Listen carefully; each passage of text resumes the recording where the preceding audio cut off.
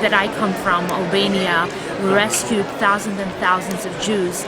I knew about this because my parents told me to, but I was never so much conscious about how we welcomed all these Jews in our country. And I learned that humanity, it's a testament that has to go through all generations. Thank you. My name is Mrika Krasnici. I'm Albanian from Kosovo, and Albanian from Kosovo saved Jews too during the Holocaust. Thank you. Good morning and welcome to the United Nations. Your Excellency Besiana Kadare, Excellencies, civil society representatives, ladies and gentlemen, good morning. I am Alison Smale, Under-Secretary General for the Department of Global Communications here at the United Nations. I am pleased to welcome you to our civil society briefing today on a matter of humanity, the rescue of the Jews in Albania during the Holocaust. This event is organized by the Department as part of its Holocaust and the United Nations Outreach Program in cooperation with the Permanent Mission of Albania and the World Jewish Congress. I am honored to be seated here with this distinguished panel. Later in the program, you will have an opportunity to interact with them. Before we begin, I would ask everyone to put their cell phones on silent, but do feel free to use your phones to join the conversation on social media at #HolocaustRemembrance. I would also like to welcome our viewers on webcast to post any questions you may have at the following Twitter handle, @UNHOP, @UNHOP, so that we can ensure your full participation. Today's briefing is one of our main events this week to mark the International Day of Commemoration in memory of the victims of the Holocaust. Under the theme Holocaust Remembrance, demand and defend your human rights. I would like to express our appreciation to Her Excellency Ms. Besiana Kadare, Permanent Representative of the Republic of Albania to the United Nations, and to Mr. Ronald Lauder, President of the World Jewish Congress, for their support for this event and their commitment to Holocaust remembrance. I would also like to thank our civil society community for all its hard work in supporting the work of the United Nations. The civil society organizations associated with the Department of Global Communications help amplify our message in every corner of the world through their participation in our annual civil society conference, information campaigns, and outreach to youth. We do appreciate this support. Through today's program, we hope to draw our attention to a chapter of Holocaust history that is little known. The short clip that we played for you at the beginning of the program is from the film The Albanian Code, directed by Professor Yael Katsir. It provides you with an historical overview of the period, or we will be playing it.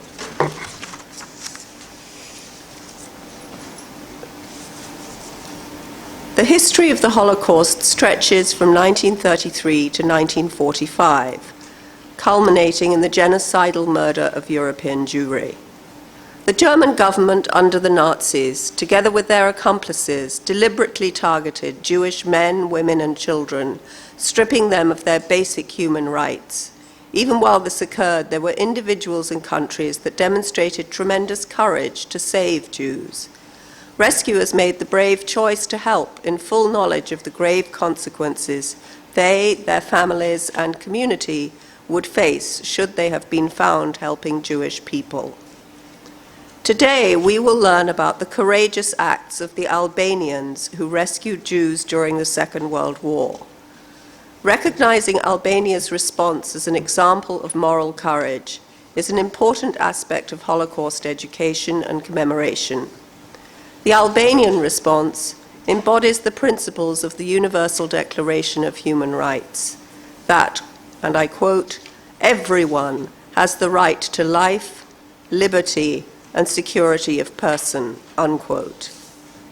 The Albanian response also raises challenging questions about the responsibility incumbent on all to demand and defend human rights, identify strategies that best protect those rights, and learn the consequences of inaction.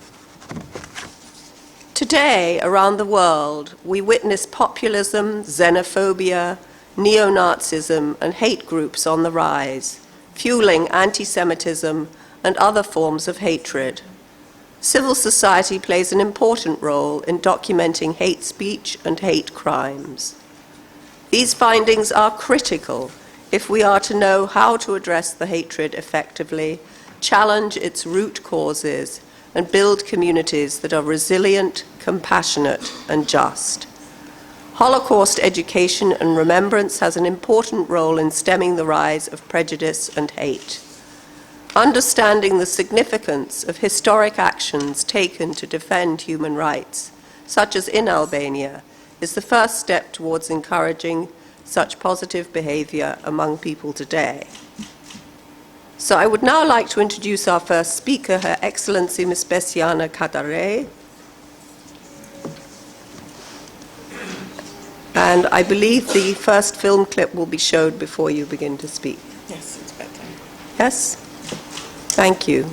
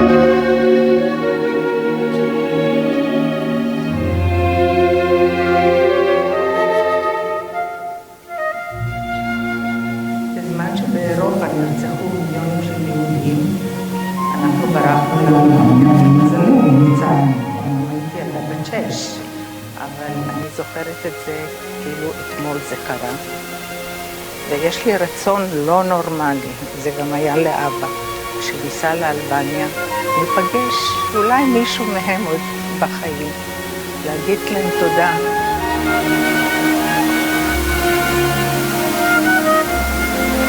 יש אנשים שאני מספרת להם על אלבניה, הם לא יודעים איפה המקום הזה, הם פשוט לא יודעים על מה אני מדברת, איפה זה, מה זה. אני רוצה גם לבוא איתך. יאללה, אני אשמח. אני אשמח מאוד. ממש רוצה. כיף.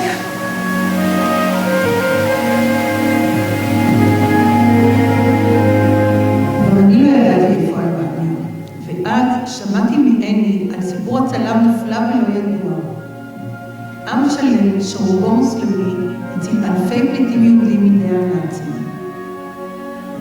עני הסכימה שהמסע שלה להבעת תודה יתועד, ואני מצטרפת אליה. התחילה הנסיעה שלנו, כאן כדי אנחנו מי אתה מזה אלבניה? עברנו את הגבול והתחלנו להרגיש באמת. אנחנו נושמים אוויר אחר לגמרי. זה לגמרי לא אירופה, זה איזשהו איש שלא קיים בעולם, זה אלבניה. ב-1939 נכבשה אלבניה על ידי איטליה הפשיסטית, בת בריתה של גרמניה הנאצית.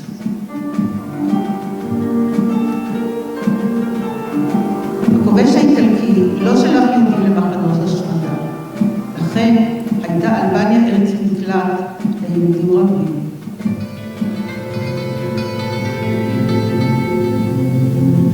הקוד המוסרי של האלבנים הוא מסורת מקודשת. במרוצת השנים הוא קובץ בספר הקנון הכולל את כל תחומי החיים. הבסה, ההבטחה, היא עמוד התווך של כיבוד הקוד. המכניס אדם לביתו ונותן לו בסה, מתחייב לשמור עליו בכל מחיר. כך ניצלו משפחות שלמות שבעת סכנה נשלחו לקרובים. והם היו מחויבים גם כן לקבלם.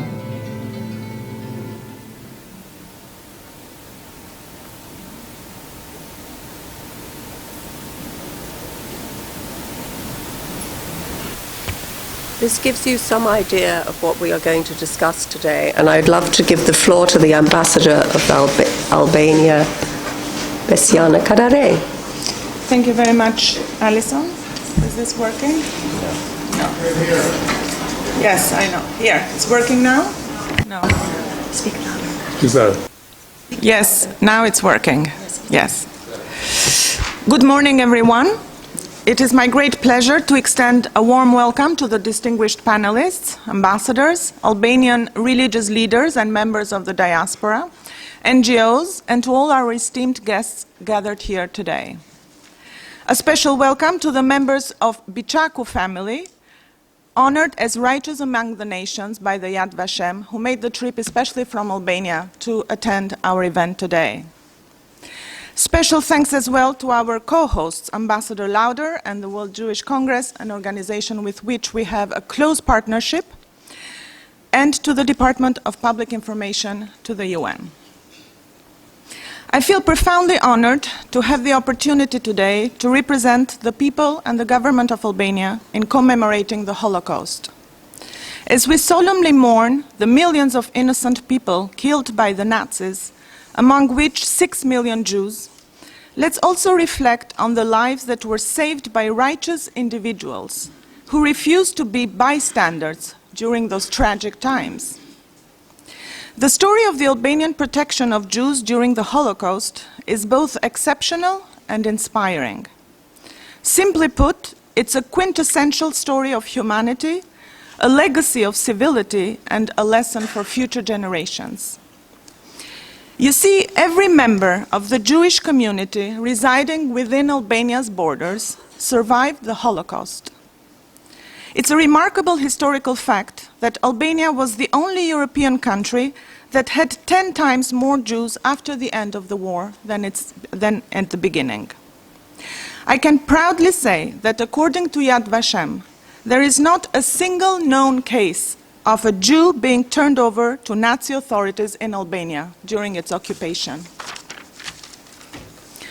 Indeed, during World War II, while millions of Jews across Europe were persecuted and deported to extermination camps, often aided and abetted by local populations, the Jews found a safe refuge in Albania.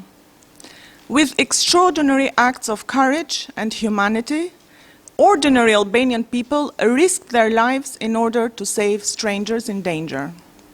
They sheltered displaced Jewish families, bringing them into their homes, providing their guests with false documents, and passing them off as family members in order to keep them safe.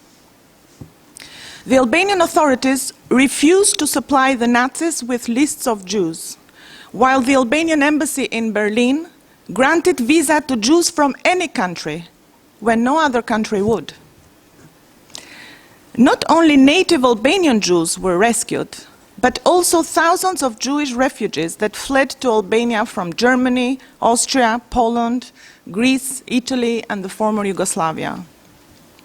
Yet, until very recently, the world knew almost nothing about the extent and the boldness of Albanian efforts to save Jews. A full picture of the rescue story emerged only in the early 90s, after the collapse of a repressive communist regime that for half a century kept Albania completely isolated from the rest of the world. That is why this exceptional story, confirmed by Yad Vashem only in 2007, remains until today virtually unknown to the larger public.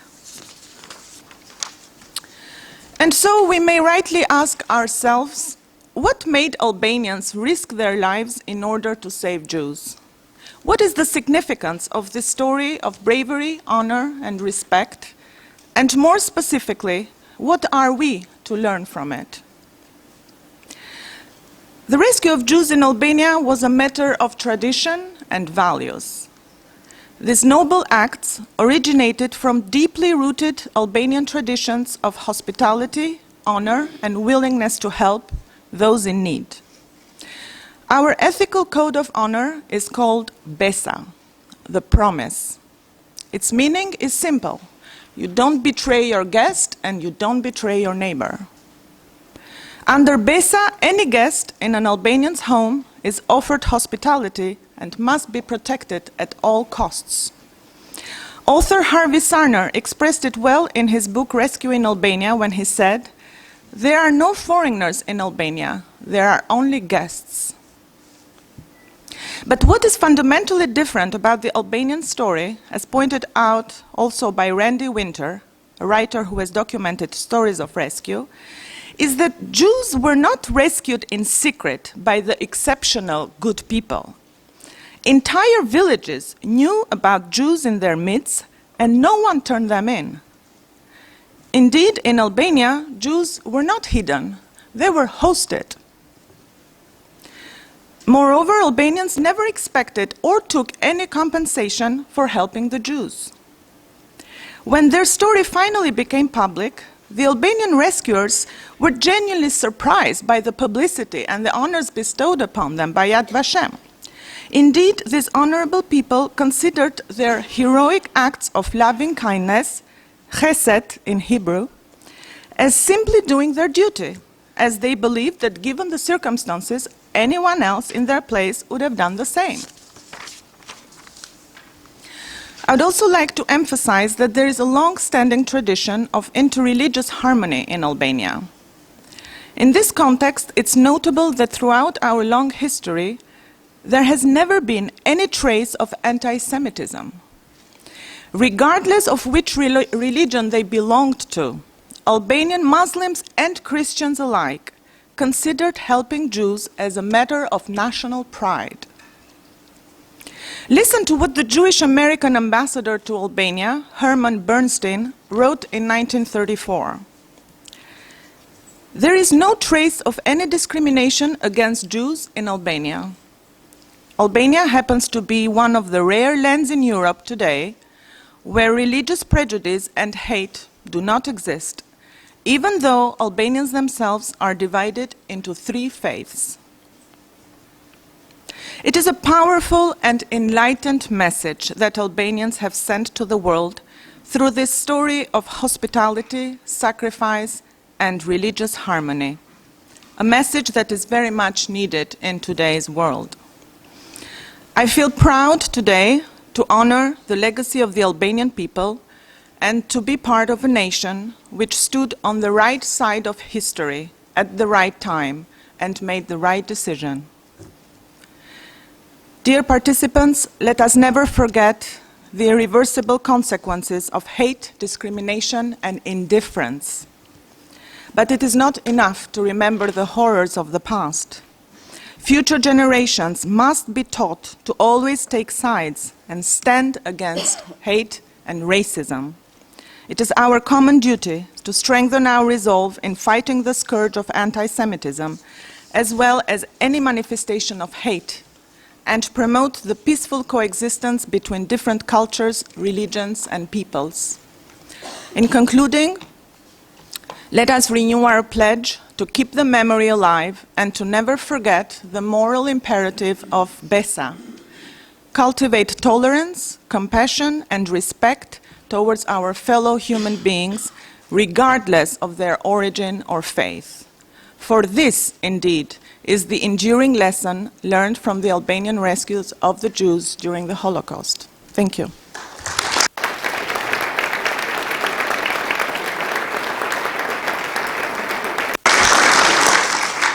Your Excellency, thank you so much for sharing in just a few minutes that very moving history of Albania, so little known outside the country itself. It is now my pleasure to introduce Mr. Ronald Lauder, President of the World Jewish Congress. Mr. Lauder is an international philanthropist, investor, art collector, and former public servant. After his appointment as the ambassador of the United States to Austria in 1986, he sought to revitalize Jewish life across Central and Eastern Europe. In communities that had been devastated by the Holocaust, he sought to revitalize Jewish life.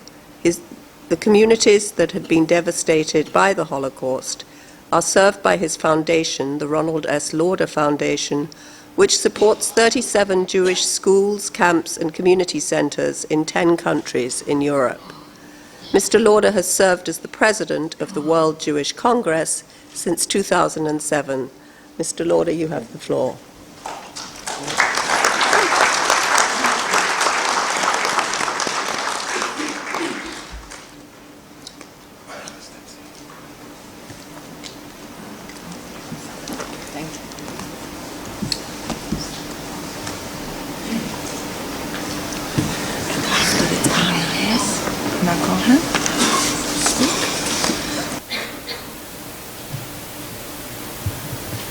Thank you very much.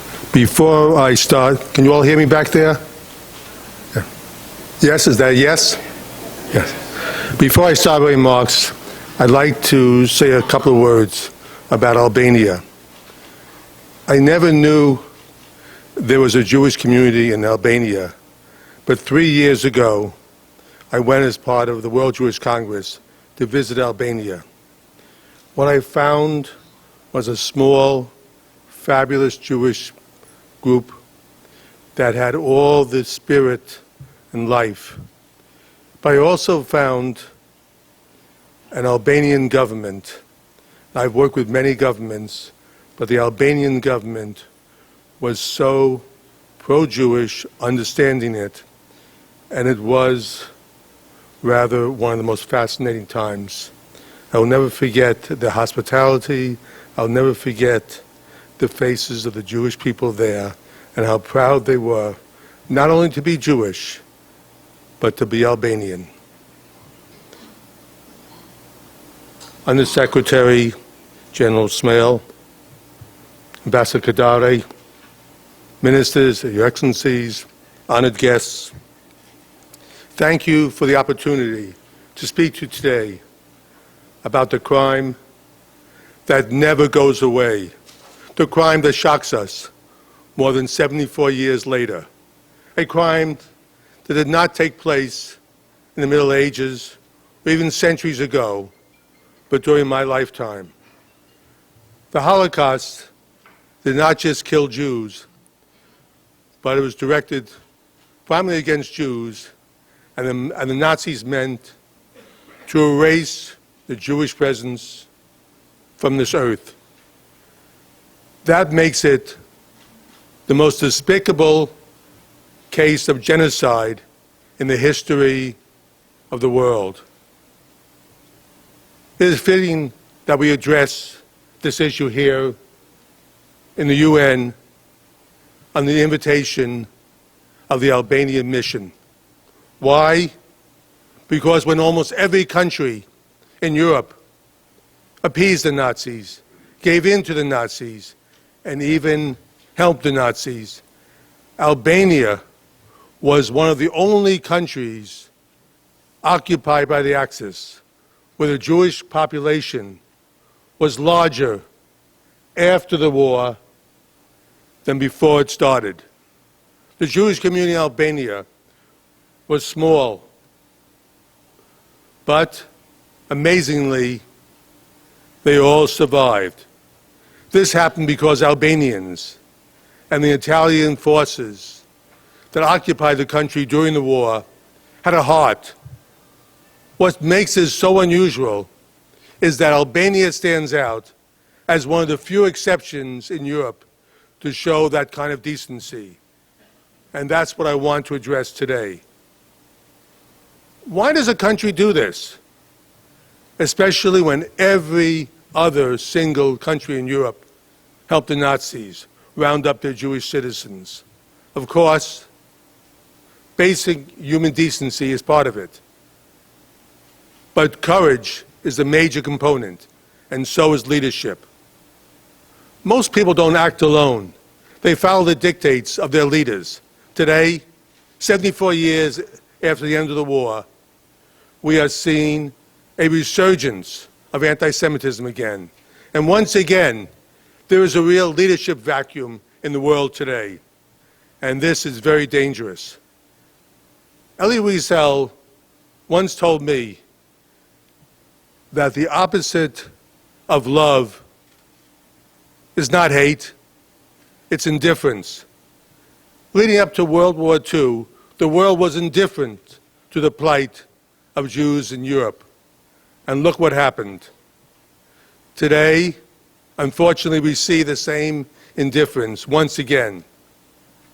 When it is now politically acceptable for candidates to run on an anti-Israel and anti-Semitic platform and have no political leaders call them out on it.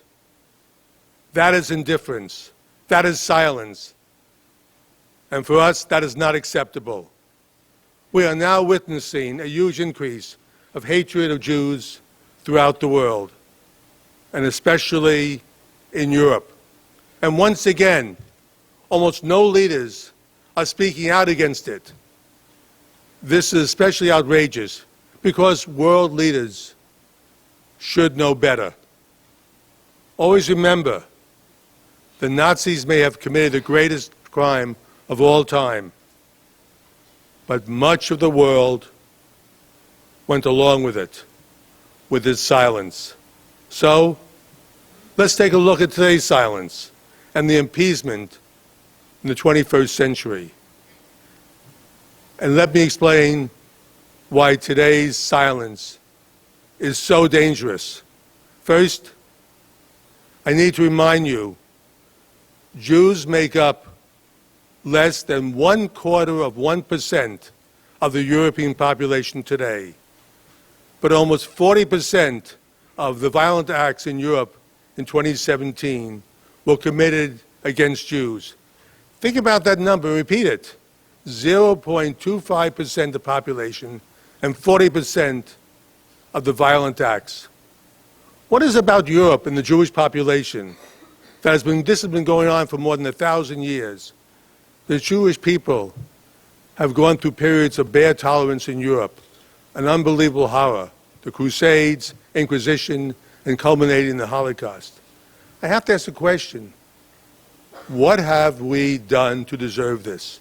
To deserve 1.5 million of our children during the Holocaust burnt in ovens?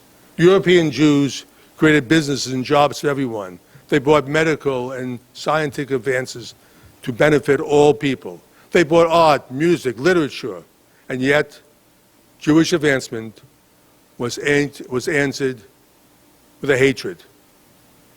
That's hard for normal human beings to comprehend. Given this dark history, how do we deal with the rise of anti-Semitism in the 2019? The way to fight it is with leadership. You fight anti-Semitism with leadership and with courage. Today, just like the 1930s, almost all the world leaders are silent. Nowhere is it more obvious than right here in New York at the United Nations. And excuse me for saying this. Last year, in 2018, the UN General Assembly adopted 27 resolutions condemning countries. One against North Korea, which starved more than 2 million of its own people. One against Syria, where over 500,000 men, women, and children have been slaughtered, some with chemical weapons. One against Iran, the largest exporter of terror in the world. One against each of Russia, Myanmar, and the US. And all the remainder, 21 resolutions, 21, were against Israel, a thriving democracy in a sea of dictatorships. When the UN singles out the only Jewish nation on earth this way, and it barely acknowledges some truly evil countries, it makes a mockery of the organization that started out with such a noble cause. These votes demean the United Nations and make it hard to take it seriously. And it's this important to note. These outrageous and dishonest votes just didn't come from a bloc of countries that have tried to eliminate Israel since its founding in 1948. These votes came from every world leader that lacks the courage to stand up and vote against these resolutions. It comes from every single country that abstains from these resolutions. It shows a complete lack of courage. When country after country vote for something they know is wrong, but they vote for it anyway, a courageous world leader, a moral leader, would stand up and say, no, we won't go along with these lies. A courageous leader would say, we no longer want to be part of this. However, this leadership vacuum is not just here in the UN. Last year, neo-Nazis marched openly and defiantly in Chemnitz, Germany, cursing Jews and attacking a Jewish restaurant. And the police stood by and did nothing. Even though it was against the law, they did nothing because their leaders did not tell them what to do. This shouldn't be a difficult question. Neo-Nazis should not be allowed to march in Germany, of all places. And if they attack a Jewish restaurant, they should be arrested. In Malmö, Sweden, a former mayor there was outrageously anti-Semitic and made one strong anti-Semitic statements. And the Swedish leadership said nothing and did nothing. It's painful to me to admit, but now I'm seeing this in my own country. Here in America, when a politician stands up and openly attacks Israel and stands by renowned anti-Semites, and the political leaders of the party look the other way and say nothing, it makes anti-Israel behavior and anti-Semitism acceptable. That's totally unacceptable. During the darkest days of World War II, there was one leader who stood up to Hitler when practically every other European countries tried to appease him. Winston Churchill almost single-handedly pushed his country to fight this evil, and for a time, he did it alone. Churchill stands out as a definition of leadership, the definition of courage. Churchill's courage inspired his country. He also gave courage to the rest of the world, free world, to stand up in this global struggle against the dark forces of the Nazis. We need more leaders like Churchill today. Leaders of every single political party throughout Europe should have the same courage as Churchill and stand up and kick out every neo-Nazi and anti-Semite out of their party. Let the anti-Semites start their own party, but they should not be members of any ruling coalition. I am honored to be president of the World Jewish Congress. We visit every single Jewish community around the world, including Albania. We represent them. Sadly, many of these communities are small and they feel isolated. We remind them that they are not alone. We remind the leaders in those countries that we are watching and that every single Jewish citizen is important to us. It is through the World Jewish Congress that we give Jews everywhere the courage to stand up in the struggle. And this is my message to all of you here today. Have courage and don't ever be weak. How do we prevent future attacks on Jews and all other minority groups? How do we control this age-old evil? We teach our children what happened in the past. We lead by example. We show our children their own courage by fighting this hatred now and not pretending it is not here or showing indifference. Trust me on this. The hatred will never go away. Our children will, no doubt, have the same fight on their hands years from now. The only way to deal with it, the only way to survive is to fight it. I want everyone here to join us in the fight, whether it's in a General Assembly or a dinner party. Do not be indifferent. Do not be silent. If your political leaders won't lead in this fight, we have to. If the Jews in small European communities have the courage to stand up and say, enough is enough, where is our courage? We have to stand up now. Stand up and make known that we will not tolerate this hate, that we will fight back, and we will fight back together. Join us now, and God bless all of you.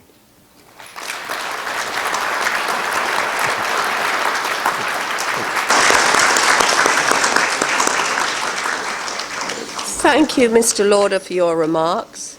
Unfortunately, Mr. Lauder has to leave us now due to previous commitments. We are pleased to welcome Mr. Robert Singer, CEO of the World Jewish Congress, to join the panel. Welcome, Mr. Singer. We look forward to hearing from you during the discussion. Now, please join me now as we watch a second clip from Yael Katsia's film, The Albanian Code.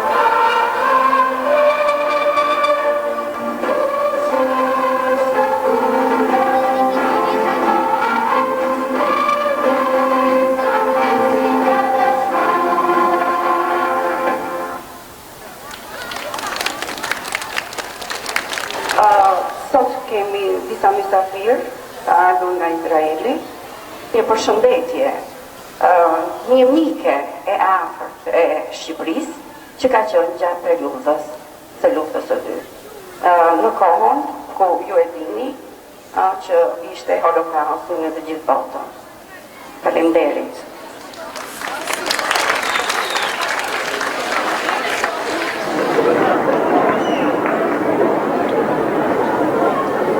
Good morning. I'm very, very excited to be here because I was a small girl. I was here with my parents and we were hiding here in the Second World War. And I came here to say thank you to the Albanian people who saved us. Thank you.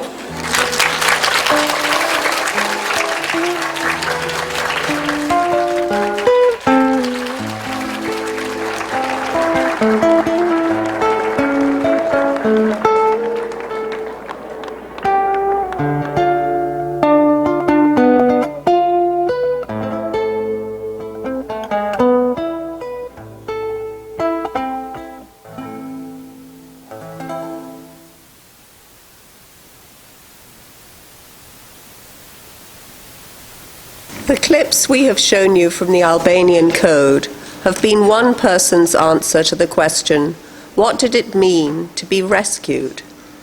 Today, we are privileged to have with us as our next speaker the child of a family who survived the Holocaust because they were hidden in Albania. Born after the Second World War, Dr. Anna Cohen will share with us what the act of rescue meant to her family and how one act of rescue reverberated down the generations. It is my pleasure to invite her to take the floor.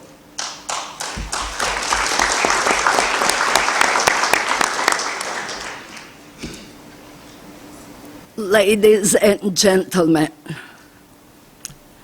Honorable Besiana Kadare, honored guest, Motra Devlezer. I'm very humbled to be here today to speak about the generosity and humanity to the Jewish people by the Albanian people during World War II. In remembering the Holocaust, we look back on those dark times of civilization with tearful eyes and broken hearts, trying to find lighter moments to ease the pain. Every tragedy has its own good side. It brings people together regardless of race and religion. It tries to restore hope in the victim's soul and attempts to heal their wounds inflicted upon them by fellow human beings. The Holocaust is not only going to be remembered for the millions of lives perished into the flames of hatred, it will be also remembered for the humanity of others helping the Jewish people. There is a small country in Europe called Albania, where I was fortunately born, where hospitality to foreigners is part of their tradition. During the war, not only did Albanians save the Jews, but they shared their home, souls, food, and lives with them. My family was one of many saved. I'm not a survivor, but I'm a child of survivors born in the ancient city of Lora.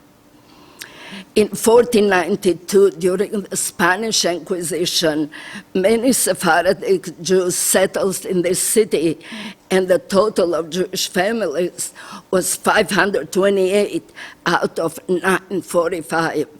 In 1938, there were only 15 Jewish families. In 1991, most of the Jews of Albania went to Israel, and 37 of them came to the U.S. with my help. These were my relatives. My parents, Nina and David Cohen, and my grandparents, Leah and Annette Cohen, came from Yanina, Greece. They lived in a city of Lora, and when the Nazis invaded Albania, they fled to the mountains and hid in a small Muslim village called Trevlazar. They changed their names to Muslim names. My grandmother, Annette, became Fatima. My grandfather, Elia, became Ali. My father's name, David, became Daud. And my mother's name, Nina, became Bule. Everyone in the village knew they were Jews, but no one betrayed them. I have a very interesting personal experience to share with you. When I was about 5 or 6 years old, I was walking down the street with my mother, and I heard someone shouting, "Bule, Bule." I turned my head to see what was going on, and this lady was running towards us. She ran to my mother, started to kiss and hug her, with tears streaming down her face. I was stunned. I didn't know what was going on. Later on, my mother told me that she was one of the women from the Muslim village that saved their lives. In 2005, I was instrumentally renaming that same street to the Jewish street and installed a plaque with the name of the Jews that lived in that street, including me and my family. Today is a tourist attraction. As you can see, the Albanian people risked their own lives for the Jewish people. I would not have been here today delivering this speech if not for the courage and generosity of the people of Albania, who took us among themselves and made us feel like home, not like haunted animals. All Jews, most of them not Albanian citizens, were saved within Albanian borders. Albania was the only country in Europe where the Jewish population was much larger at the end of the war than before. Jews did not suffer because Albanians everywhere in Southeast Europe concealed and took care of them at great personal risk. The salvation in Albania was total and without interruption. It was an entire culture that resisted the Holocaust and saved all the Jews within its reach, a combined result of the deeds of the Kingdom of Albania and population with deep roots in the tradition of harmony, tolerance, and Besa. What is BESA? BESA is a moral code. It's a norm of social behavior. It's a promise. BESA is an ancient protocol of the Albanian society in which only the concept of the guest exists and not of the foreigner. The Albanians were not silent. They did not look away. They were not indifferent. May this day be not only an act of remembrance, but a remembrance to act on behalf of any individual or political, religion or ethnic group that is being attacked and dehumanized. As Elie Wiesel said, not all victims were Jews, but all Jews were victims. I ask you today never to condemn an entire people, culture, or religion, but to see each person individually and to treat them all with the tolerance and respect they deserve. Each person has a name and an identity. Each person is a universe. As we say in Talmud, he who saved a life has saved the world entire. Through there is evil, see the goodness in others who wish to live among us in peace and harmony. Let me share with you an act of humanity between an Arab and a Jew. Muhammad and myself. Muhammad had a coffee cart across from my office on 63rd Street and Lexington Avenue in Manhattan. Every morning I brought coffee and we exchanged conversations, shared family events, newborn baby, happy, hardworking family. The day after 9/11, a lot of people were vandalized. Their cars were destroyed. I immediately took action. As I feared for Muhammad, I did not want him to get hurt. So I put a large American flag on his cart without his knowing and taped it down.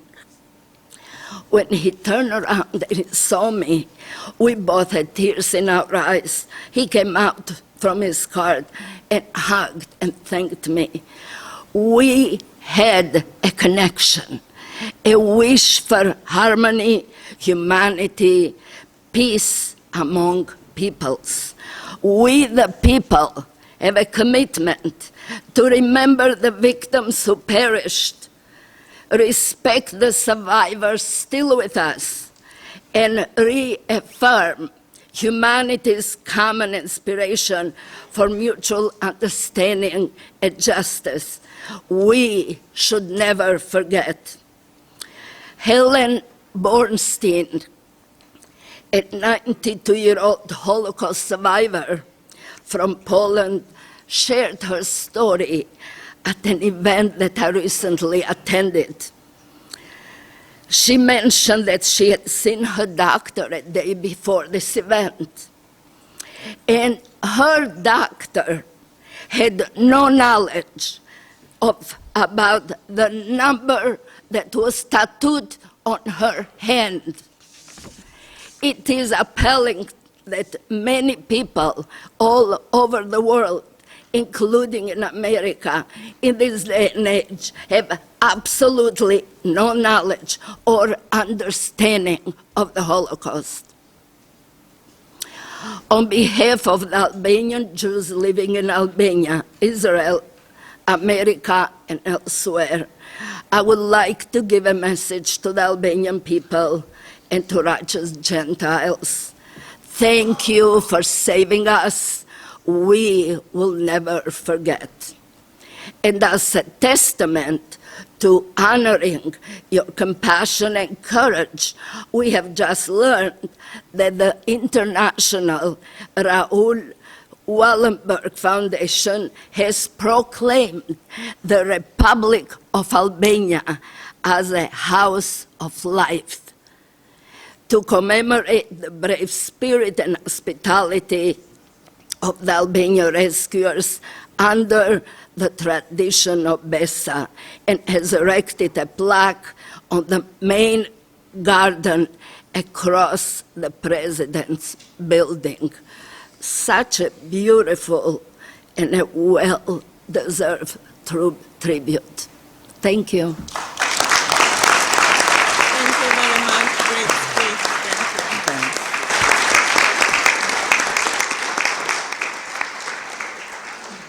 Thank you, Dr. Cohen, for sharing with us your family's story and a reminder of the far-reaching impact that helping one family had during the Holocaust. Our next speaker is Linda Mirto. She is the Executive Director of the Eye Contact Foundation, an organization that promotes religious, political, and cultural and economic understanding and tolerance among people worldwide through the use of portrait photography and film. She is involved in establishing school curricula for teaching tolerance through the Albanian Code of Honor called Besa. Ms. Mirto will tell us more about Besa and the role it played in the choices taken to shelter and save thousands of Jews in Albania. She will also share with us how it shaped her family's response to the plight of 2 Jewish people facing terrible danger in German-occupied Albania. It is my pleasure to give the floor to Ms. Mirto. Thank you. Undersecretary General. Dear, again, Undersecretary General, Ambassador Kadere, distinguished guests and speakers, I'm really, and my fellow Albanians, because I believe should be a lot of Albanians here today, I'm very humble to be here today and to share with you just my family stories and the whole story, not of the Besa, because I'm not on the point to do that, but you knowing like the examples of the Albanians saving Jews during the World War. In 1943, when my father-in-law was sheltering his friends Joseph and Katie at his house in a small little town of Albania, he didn't see himself as particularly a hero. As a citizen of an occupied, poor, and freedom-thirsty country, my father-in-law was fortunate to witness some of the most human, civil, and noble acts of Albanian people. Resisting the occupation, the Albanians sheltered and shared the world grieving days with thousands of Jews, a part of whom chose Albania to live as Jews were slaughtered across Europe. My father-in-law, Shoqëri Myrto, became friend with Joseph Iaquel, a Jewish boy, while they were both students in the same school in Albania before World War II. After the Nazi occupation in Albania in September 1943, the situation of Jews in Albania was really very fragile. At the time, Joseph's family used to live in Vlora, a town with a lot of Jewish people where Dr. Cohen was living.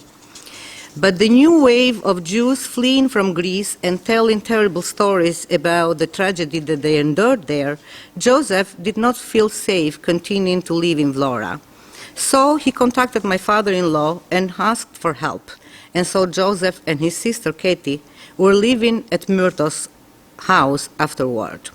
Albania's families at the time, they were very large, and Joseph and Katie, they were sharing a room with other family members, and they became the part of their family, and they stayed there for almost 2 years. Jaquels were dressed in Albanian traditional costumes, and they continued their life inside and outside of the house in the full view of the Germans.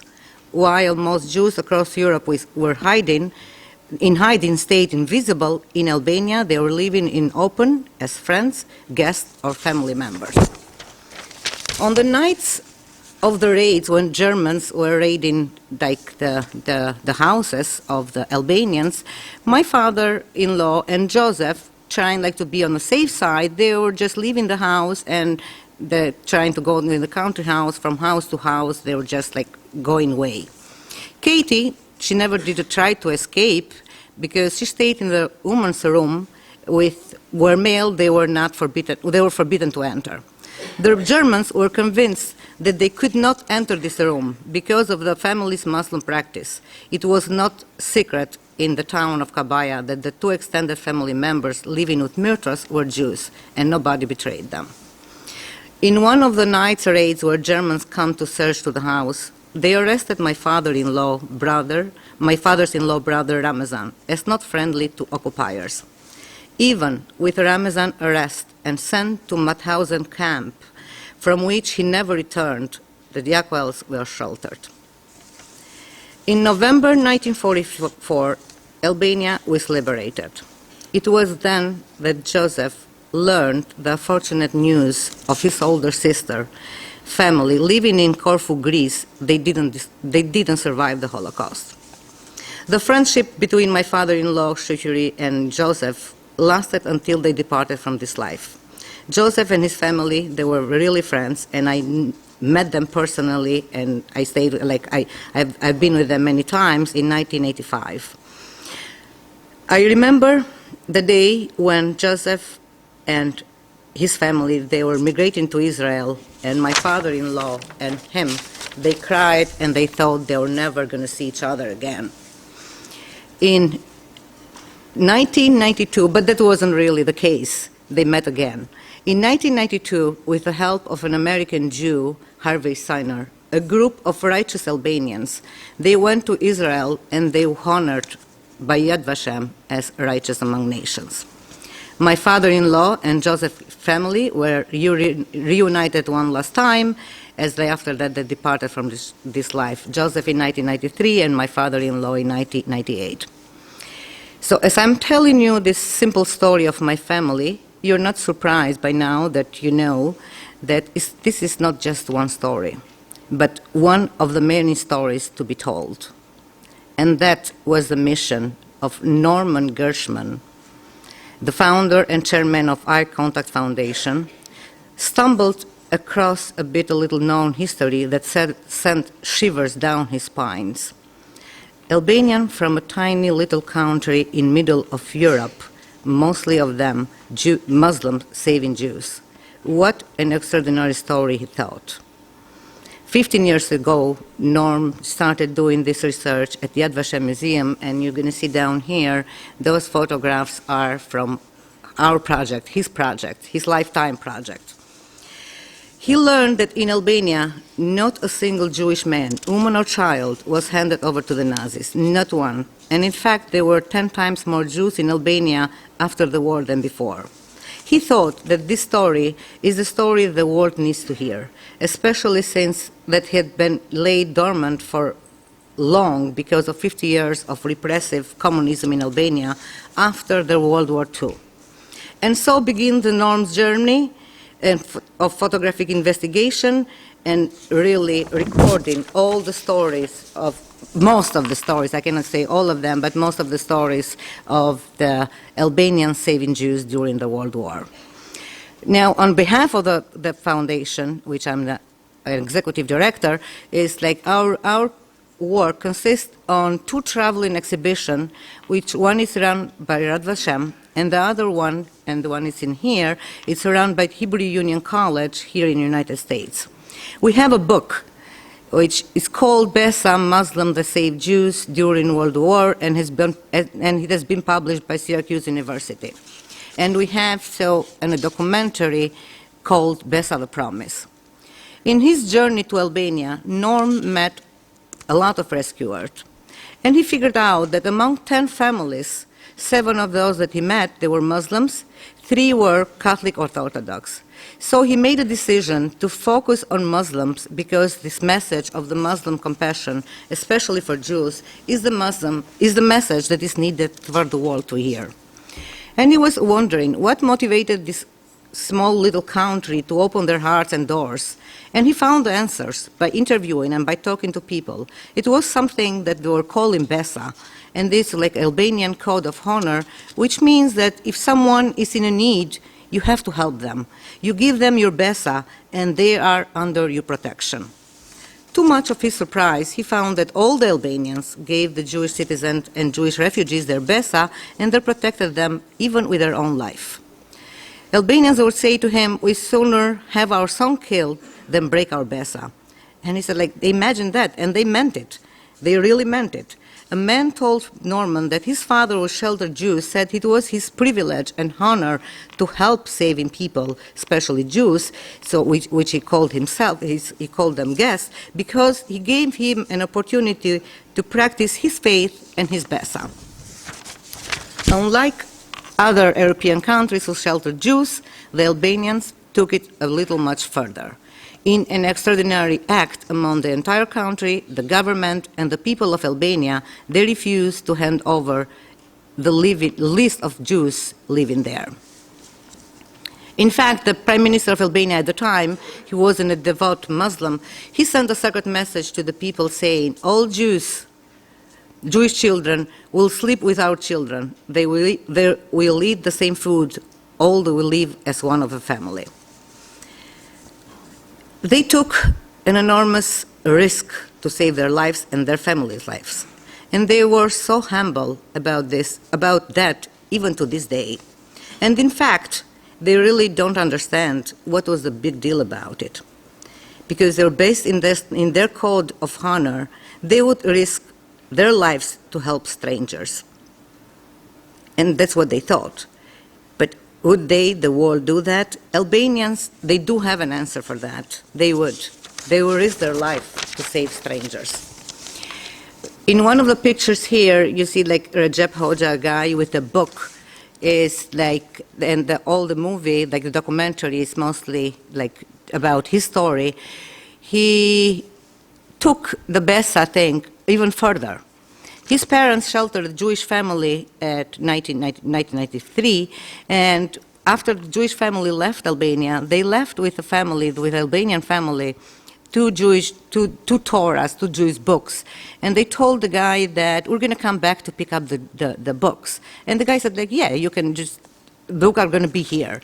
So the Albanians got close at the time, so what happened is just like this Albanian family and Jewish family, they never saw each other. So, and Recep, and because his father asked the son to keep the promise that he gave to the Jewish family, Recep is like started his journey for a long time until found the Jewish family that the books belonged to. He really struggled for decades until he found them. So he kept the promise. So he would risk his life again for the Jewish family or the strangers. And this is why this story is so important to share with the world today. This is a human story, heart to heart, Muslim to Jews to Christians. It shows how simple, good people Albanians are. And another story that I want to just really a little short to tell is like Norm, when he was in Albania doing the search, he went to a Christian church there praying in Arabic. And can you believe it, like what the Albanians stand for? So I want to end it now, and I will thank you very much.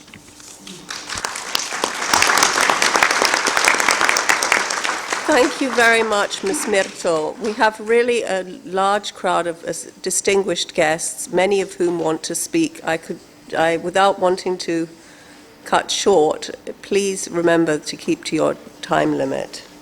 Thank you. I would now like to invite Mr. David Estrie, founder of the youth organization Together We Remember, to take the floor. Is he here? He's there. Yes. Do we have one? Go ahead. Can you all hear me all right? Great. To our hosts here at the UN and distinguished guests, thank you for welcoming me here today. To begin, I'd like to invite you to close your eyes for just a brief moment. Imagine it's January 1945. Winter and war define Europe. Next slide, please. We find my paternal grandparents, Jewish resistance fighters, taking cover behind a tree in a dense Lithuanian forest while exchanging gunfire with Nazi soldiers. My maternal grandmother, a teenager in Budapest, recoils in fear as bombs burst over her safe house provided by Raoul Wallenberg. And my maternal grandfather clings to life while typhus ravages his body and mind in the Mauthausen death camp. How I wish we could tell them that they would survive all of this, and 74 years later, their grandson would share their story at the United Nations in New York City. They would say we are dreaming, and yet here we are. You can open your eyes now. I've come today to share how Together We Remember, the organization I founded in honor of my grandparents, encourages young people to become engaged and active defenders of human rights and justice around the world by transforming remembrance into action. I've come to give you hope and reason to believe that the next generation can and will make Never Again a reality once and for all. It all begins with the names. Allow me to explain. Next slide, please. In 2012, while I was a third-year student at Duke University, my grandfather passed away at the blessed age of 86. I wondered, how can I honor my grandpa's memory in a way that would be relevant, meaningful, and most importantly, actionable to my school community and future generations?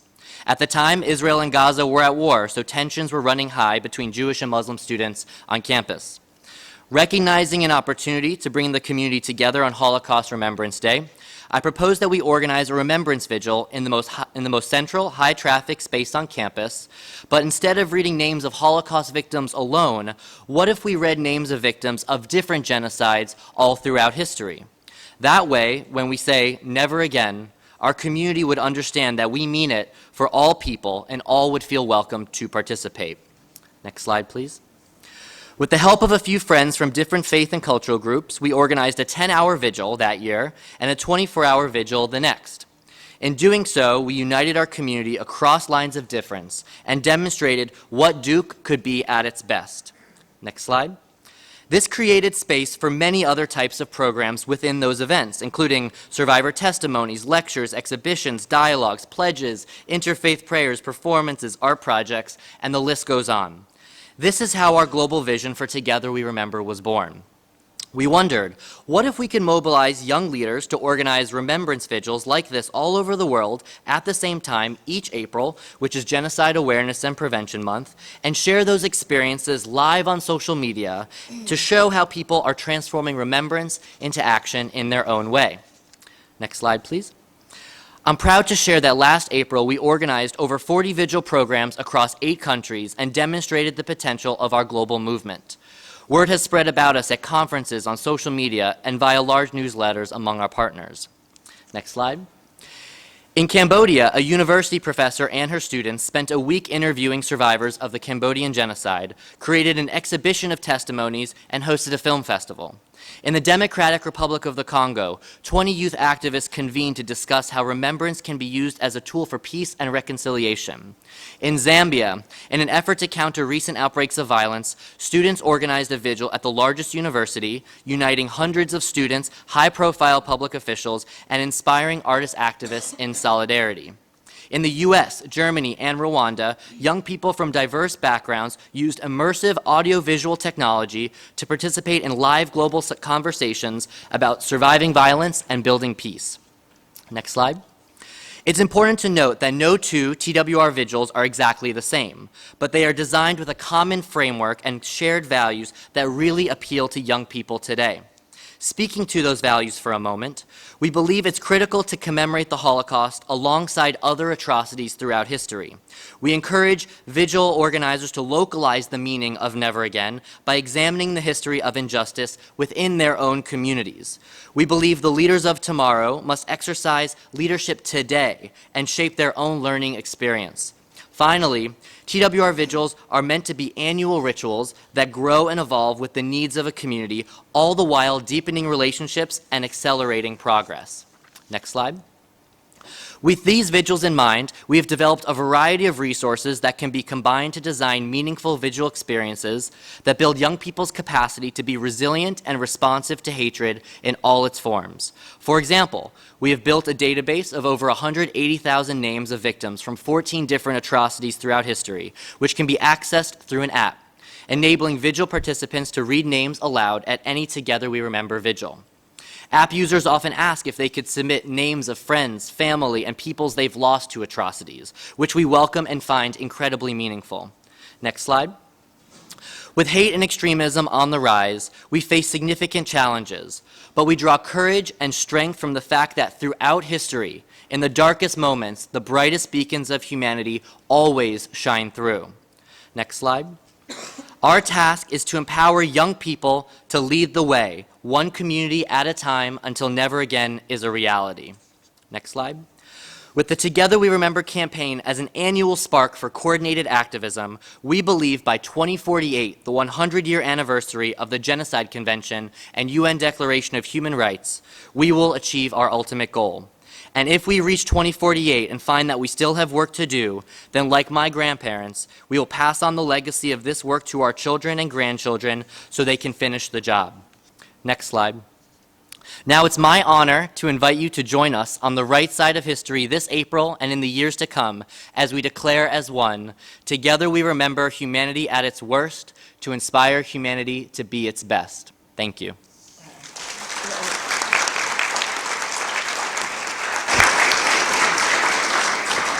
Thank you very much, Mr. Estrin, for your remarks and for the clear energy that powers your efforts. It's really interesting to see how young activists are ready to resist divisions that prejudice and ignorance create. And your presence as a grandchild of Holocaust survivors is deeply meaningful. I would now like to call on Mr. Robert Singer, Chief Executive Officer and Executive Vice President of the World Jewish Congress. He will tell us about the World Jewish Congress's work with the Jewish community in Albania, its commitment to Holocaust remembrance, and in particular the hashtag We Remember campaign. The floor is yours. Please be mindful of the time. Thank you very much, Undersecretary. I won't use my notes because we are short in time. I do want humbly to recognize the presence of Congressman Elliot Engel, who supports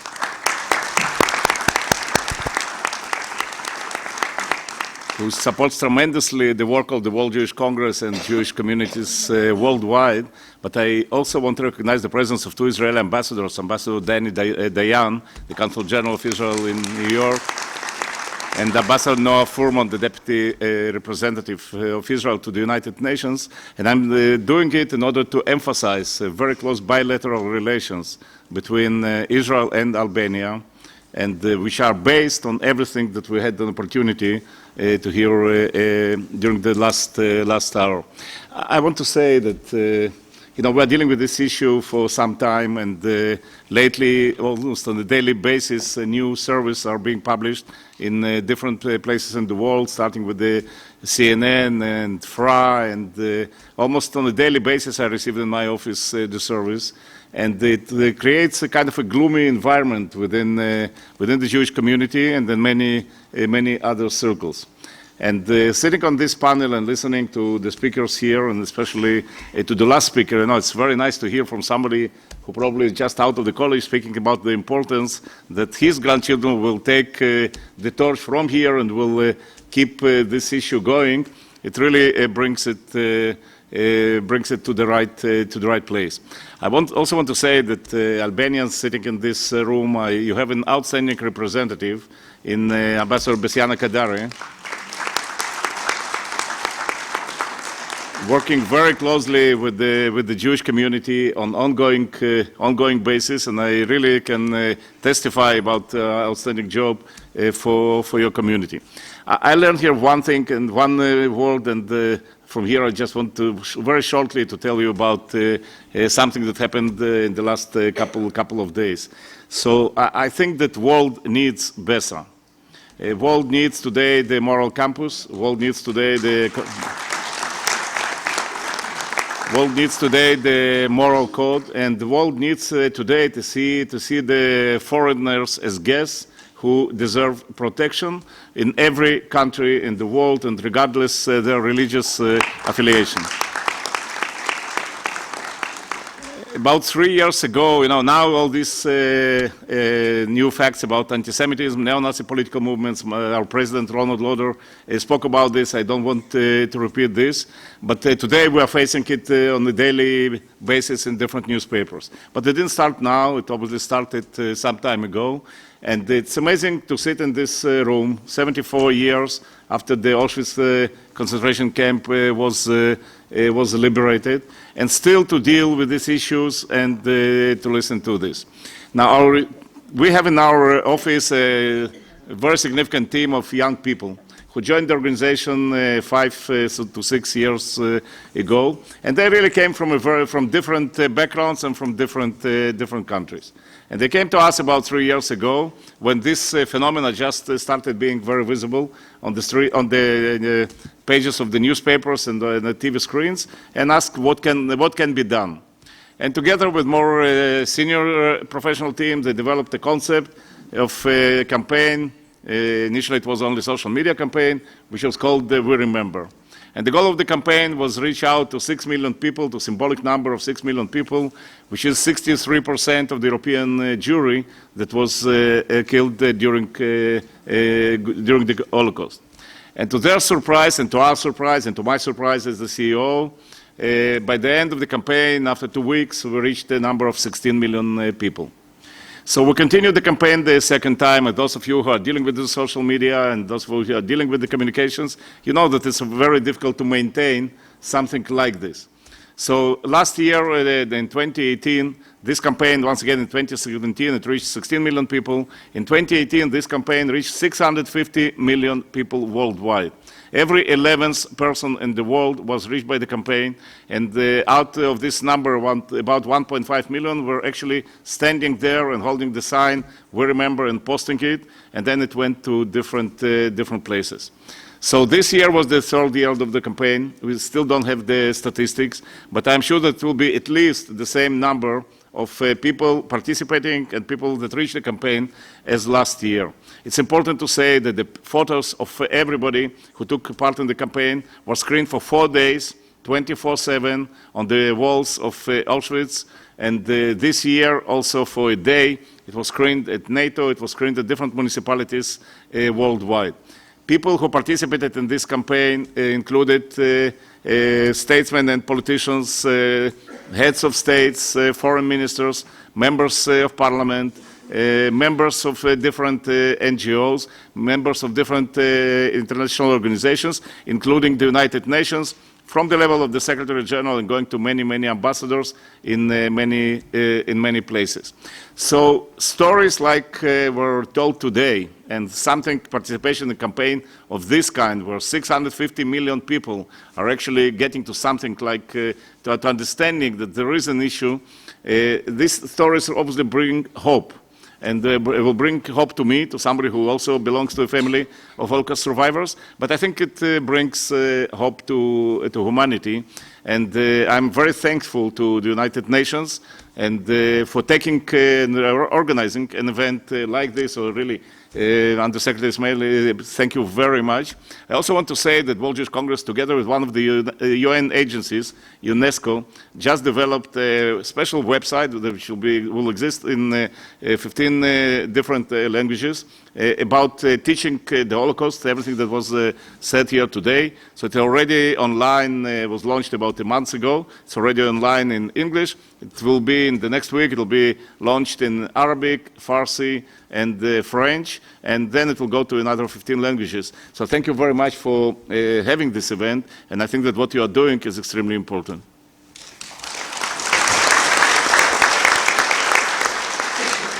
Thank you very much, Mr. Singer, for showing us how we can build alternative civil societies.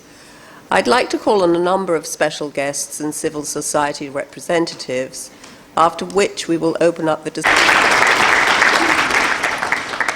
The compassionate behavior demonstrated by Albanians reminds us all that we are all responsible for each other. We all have a role to play in demanding and defending human rights. Before you leave, I would ask you to kindly complete the short survey in front of you and hand it to our teams at the door so we can have more meaningful events in years to come. And I thank you so very much for listening and for sharing stories.